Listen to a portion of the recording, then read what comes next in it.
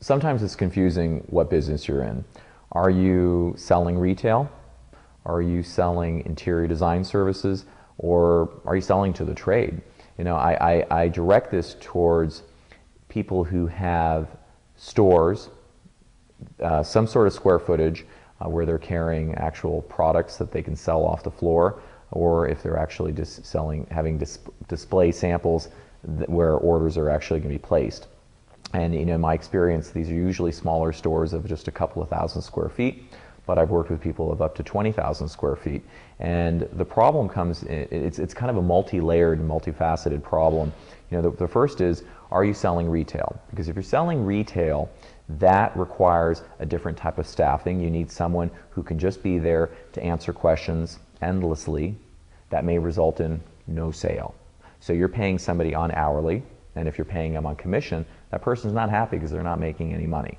And you need to service it, and you need to generally adhere to certain retail hours, which probably means working on the weekend. So you have your cost of real estate, you have your cost of staffing, and you need to deal with probably a lot of looky-loos. And in most of those instances, it's been my experience that it's based on price. If they can save $5, they'll go down the street and get it.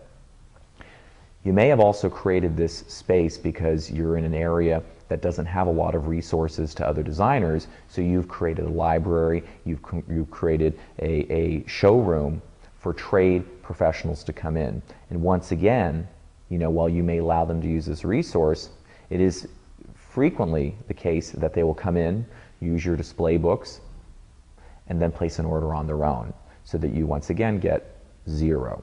And then you have an ability to actually make money, and that's through your interior design services, your design studio. So you have a design studio where you actually have your own clientele. You can bring them into your own showroom. You can use your own fabric books to sell to your own clients. And as long as you have the right pricing structure in place, now you have an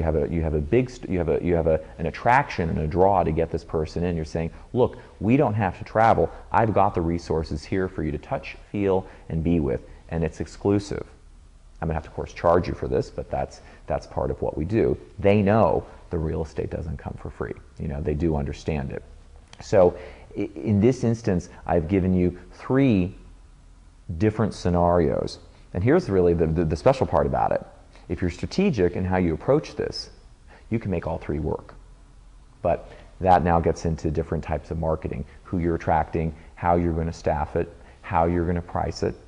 And you know, you can effectively have an exclusive design studio, you can have a retail store, and you can have a trade resource for professionals to come and use. And the rule of thumb in this instance is to be clear with each group of how you operate and why you exist and what you charge.